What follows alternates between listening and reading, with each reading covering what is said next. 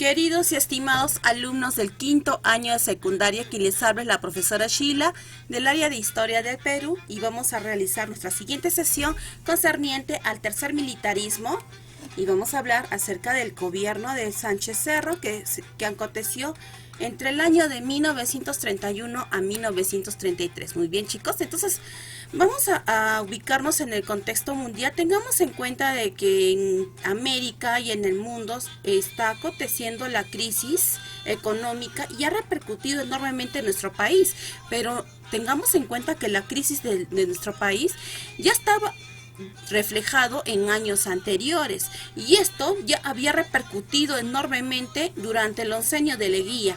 Entonces tengamos en cuenta que tras la caída de Leguía, que habíamos mencionado por el golpe de estado que había propinado Luis Sánchez Cerro, se ha vivido un clima de inestabilidad y violencia política y que estuvo marcado principalmente por los pronunciamientos militares y la persecución y represión de personas y grupos considerados opositores al régimen, como van a dar la aparición de los partidos como el APRA y el Partido Comunista.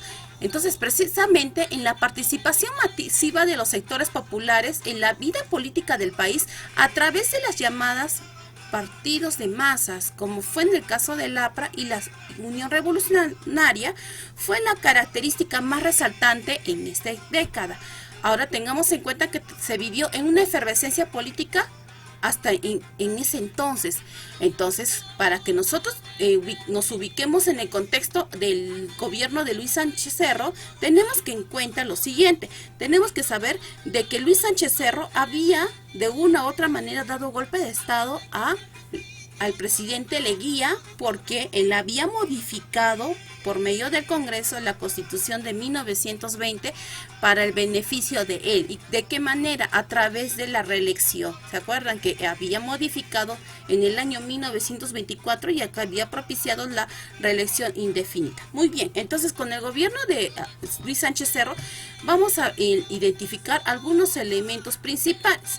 Primero, tengamos en cuenta que en el gobierno de Luis Sánchez Cerro se va a suscitar los principales sucesos. Aquí estamos mencionando acá algunos de ellos, como fue el Tribunal de la Sanción que derogó la ley de conscripción vial, disuelve la CGTP. Tengamos en cuenta que él consideró que en masas trabajadoras estaban formando partidos revolucionarios que finalmente iban a traerle problemas por medio de las marchas o protestas y por ende procede a hacer ello. Y la misión, la llegada de la misión Kemmerer, que luego vamos a mencionar. Muy bien, vamos a empezar con la Junta de Gobierno.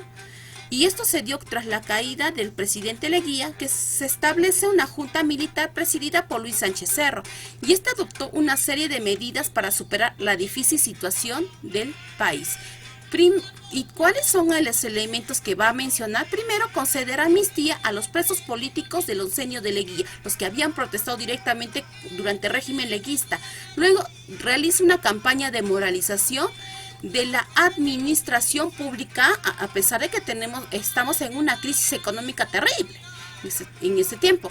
Y luego juzga a los leguistas. ¿Y por qué? Porque había conspirado contra los protestantes en el gobierno anterior y suprime la ley de la conscripción vial, que quiere decir el trabajo obligatorio a la población indígena. Muy bien, chicos, entonces en este paso, como se presentó estos tres puntos, Sánchez Cerro estaba decidido a presentar su candidatura en las elecciones sin renunciar a la presidencia en la Junta, pero esto no ha sido posible porque hubo protestas de la cual no estuvieron conformes con la decisión de Sánchez Cerro y por ende fue obligado a renunciar y por ende se forma la Junta de Gobierno presidida por David Samanez Ocampo, quien elabora un estatuto electoral con innovaciones como el voto secreto y obligatorio y solo para los jóvenes mayores de 61 años hasta los 60 años, ¿ya, chicos? Y en el caso de las personas que vivían en las zonas rurales o alejadas, solamente podían acceder a la votación las personas que podían leer y escribir. Y en el caso de las personas analfabetas, profesora, todavía no se les había rechazado de alguna u otra manera el voto. ¿Ya, corazones? Entonces, en las elecciones de 1931 participaron los candidatos, como se inició el desarrollo del partido aprista peruano por Víctor Raúl Haya de la Torre. Posteriormente, la Unión Revolucionaria, que estuvo al mando de Luis Sánchez Cerro, Coalición Nacional, que estuvo al mando de Arturo Osores, el Partido Unión Nacional, que estuvo a mando de José María de la Jara Ureta. Y tengamos en cuenta que al momento de terminar las elecciones, dio por ganador a Sánchez Cerro por medio del Jurado Nacional de Elecciones, que ya se había establecido en nuestro país por medio de las votaciones. Y ganó por un 51% de los votos. Este resultado finalmente va a ser cuestionado por Haya de la Torre, quien acusa al jurado de fraude. Entonces, acá está empezando el clima de enfrentamientos con el partido político aprista. Tengamos en cuenta que es una férrea oposición contra el gobierno de Sánchez Cerro. Y, por lo tanto, el presidente Sánchez Cerro asume la presidencia el 8 de diciembre de 1931, y de la cual los apristas, en señal de protesta, no deciden participar en este hecho. Muy bien, entonces vamos a iniciar, corazoncitos, con el elemento del gobierno de Luis Sánchez Cerro. Muy bien, tengamos en cuenta que no solamente este personaje estuvo involucrado en los hechos de democratización, sino también estaba relacionado con los hechos de producir capturas contra los opositores en su gobierno, y que por ende, corazoncitos, también tengamos en cuenta de que aquí se va a establecer la Constitución del año 1933, de la cual se va a dar la prohibición de la reelección presidencial, el voto obligatorio y secreto. El periodo presidencial se establece ya no en 5 años, en 6 años, y se permite el sufragio femenino en las elecciones municipales. ¿Qué más podemos hablar del gobierno de Luis Sánchez Cerro? Chicos, aquí ya estamos hablando de la inscripción de votos de los miembros del clero, de los militares de servicio. Profesora, estos dos elementos ya están ingresando a los votos. Bueno, en el caso de Luis Sánchez Cerro se puede decir que todavía hay una restricción de votos hasta que él fundamente otro elemento. Muy bien, vamos a empezar entonces con las obras de Luis Sánchez Cerro. Tengamos en cuenta que se va a suscitar hechos de inestabilidad política, porque va a iniciar con los elementos de persecución contra los partidos opositores. Sin embargo, también van a haber otros elementos muy importantes que mencionar. Muy bien, ahora tengamos en cuenta que en el desarrollo del aspecto económico va a ser muy importante, porque en el aspecto económico va a venir al Perú la misión Kemmerer para apaciguar la crisis económica de nuestro país, pero solo se acogieron parcialmente sus proyectos en beneficio de algunos sectores, y esto no va a ser un efecto totalmente positivo para ellos, y por ende fracasa esta expedición. Se crea el Banco Industrial del Perú el 30 de enero de 1933, se crea otro impuesto, el impuesto a la renta, y se suprime el impuesto a la sal, que estaba ya realizado a partir del año 1899. Luego se establece el pago extra por el día 1 de mayo, por el Día del Trabajador, con goce de descanso. Muy bien, en el caso del aspecto político, otorga el derecho de voto a la mujer en las elecciones municipales, más no presidenciales. ¿Ya, corazones?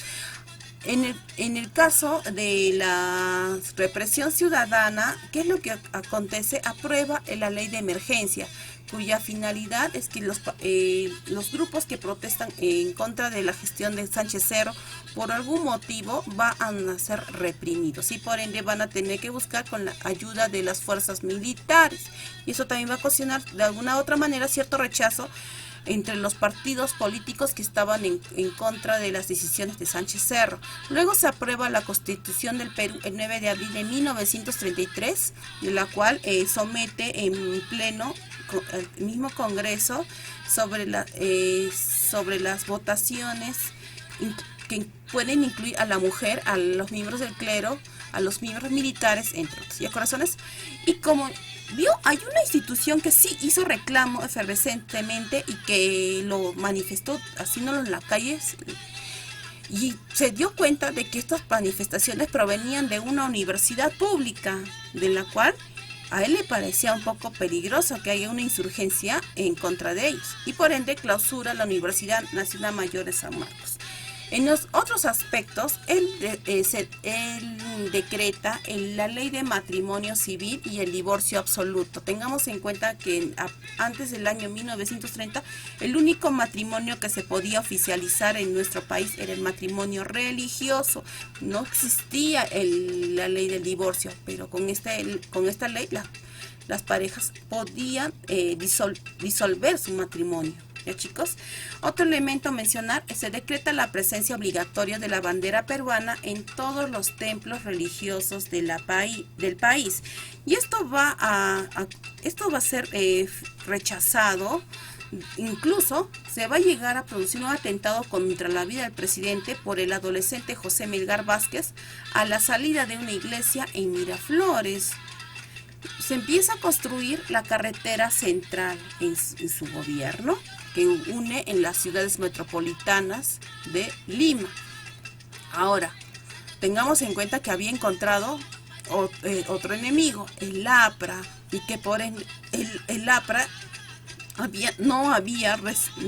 estaba muy conforme con las decisiones de Sánchez Cerro.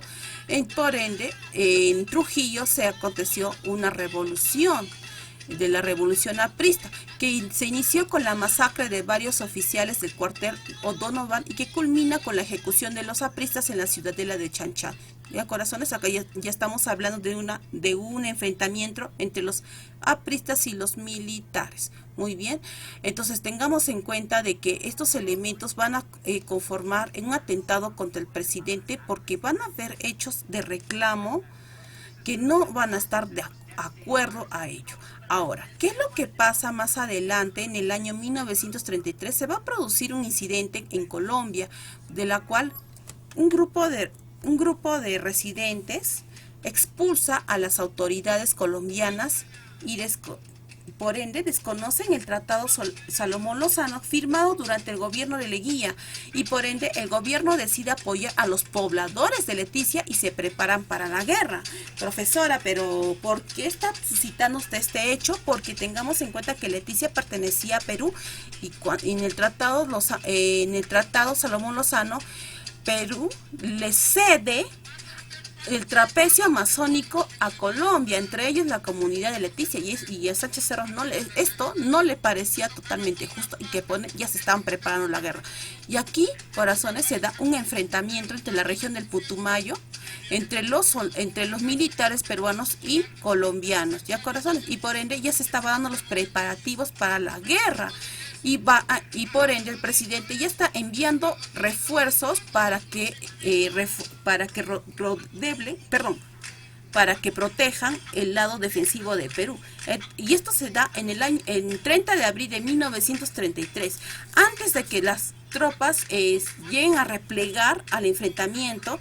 Se lleva a cabo un desfile patriótico en el hipódromo de Santa Beatriz. En este desfile acude el presidente Sánchez Cerro, pero al momento de retirarse es asesinado por un militante aprista llamado Abelardo Mendoza Leiva, y que por ende esto repercute como uno de los elementos trascendentales. ¿Por qué? Porque estamos hablando del asesinato de un presidente en el contexto de la guerra, y debido a este tipo de agitación en el contexto político, ese mismo día el Congreso nombra como presidente al general Óscar R. Benavides para completar el mandato del presidente Sánchez Cerro. Ya, chicos, entonces en el caso del gobierno de Óscar R. Benavides, va a alcanzar algún prestigio cuando vence a los colombianos en las batallas, y va a recuperar ciertos puertos para el beneficio de nuestro país.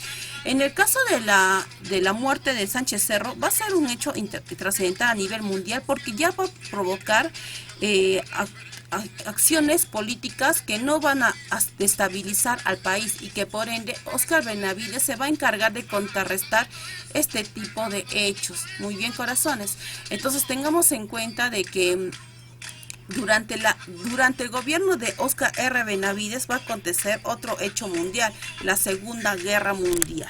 Muy bien, entonces vamos a iniciar con nuestro desarrollo de la guía, no sin antes darle las indicaciones respectivas y algunas pautas para poder trabajar. Muy bien, chicos, comenzamos y por favor nos dirigimos a la plataforma Zoom para poder realizar las siguientes preguntas.